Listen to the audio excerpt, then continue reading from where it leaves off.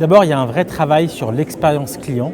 Il est très important de travailler sur l'ensemble de l'expérience consommateur, de la conception à l'expérience jusqu'à l'après-expérience.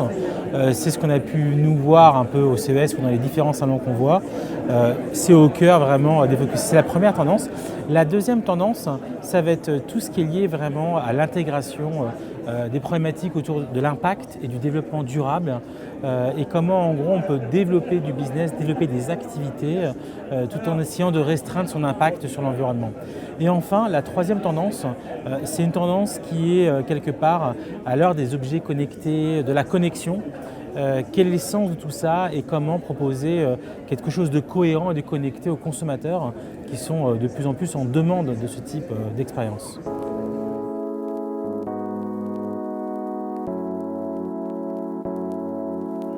Alors ce qui est particulièrement intéressant au CES, c'est à la fois d'associer des tendances macro sur où va le monde quelque part de l'innovation et des cas concrets et des objets très concrets, très micro, très opérationnels.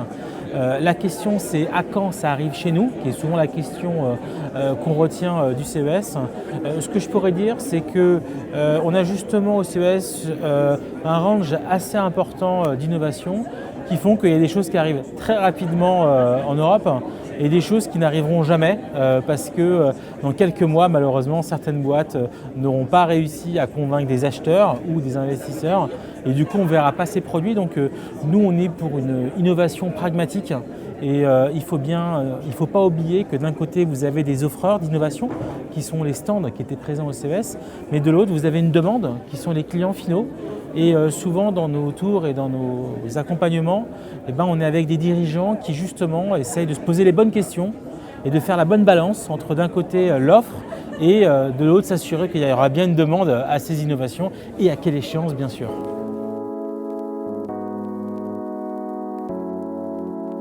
Alors il est vrai que l'Europe est fortement représentée tous les ans au CES, particulièrement dans une zone du CES qui s'appelle Eureka Park, dans laquelle vous avez beaucoup de startups européennes, hollandaises, françaises, allemandes, italiennes, espagnoles, et c'est bien.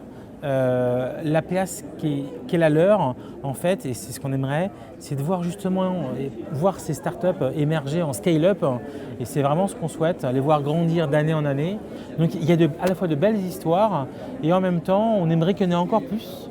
Ce que je dirais, c'est que les startups françaises et européennes sont clairement présentes et elles le sont sur des préoccupations. Et c'est ça qui est intéressant, qui sont de plus en plus sociétales, inclusives et qui souhaitent vraiment essayer de faire partager l'innovation au plus grand nombre.